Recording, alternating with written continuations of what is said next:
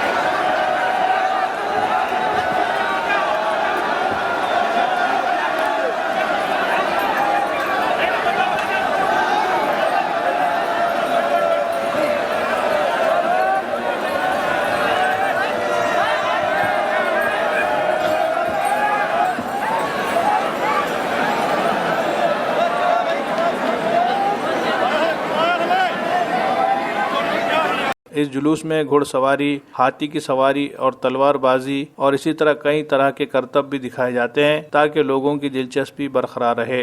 इस दौरान जुलूस में शरीक लोग एक दूसरे को मुबारकबाद पेश करते हैं और चारों तरफ जश्न का माहौल देखने को मिलता है। जुलूस के दौरान अमन व अमान की बहाली को मुमकिन बनाए रखने के लिए जिला पुलिस इंतजामिया की जानिब से भी सिक्योरिटी के वसी इंतजाम किए गए।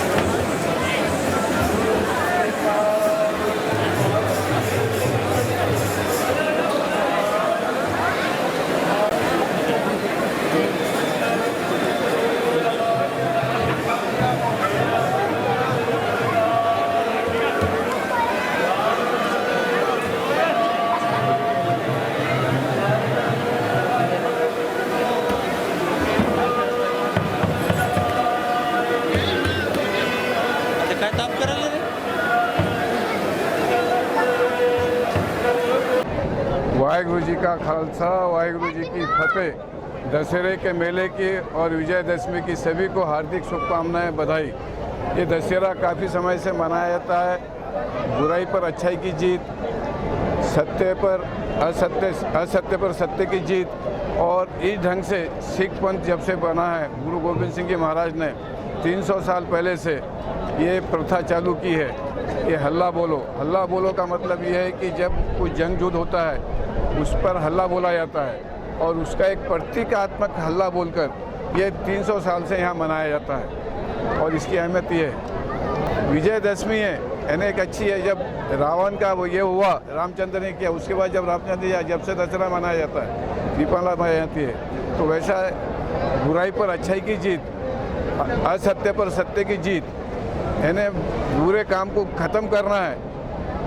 इस हिसाब से ये हल्ला बोलो मनाया जाता है और इसका एक प्रतीकात्मक हल्ला बोला जाता है।